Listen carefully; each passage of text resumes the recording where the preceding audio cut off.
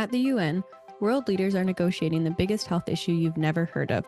That's the headline of GSL Director Mathieu Poirier's latest piece in The Conversation. And he's right. The recent high-level meeting held in New York on September 26 has been a key moment for setting the global agenda to tackle one of the biggest leading global health threats, antimicrobial resistance, or AMR. My name is Daniela Corno, and welcome to another episode of Unpacking AMR. The latest projections on AMR estimate that between 2025 and 2050, 39.1 million people will die from AMR if more is not done.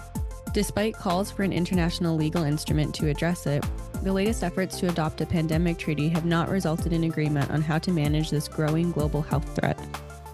But this year, at the high-level meeting, a major political declaration was approved, committing world leaders to a set of clear targets and actions.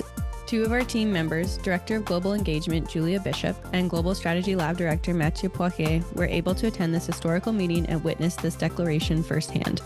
But now we're left with some questions. What happens next? Is this political commitment enough? Are there gaps in the plan, or is more action needed? In today's episode, we get to hear from them. The wins, the losses, what was done well, and what might have been done better at the UN General Assembly high-level meeting on AMR.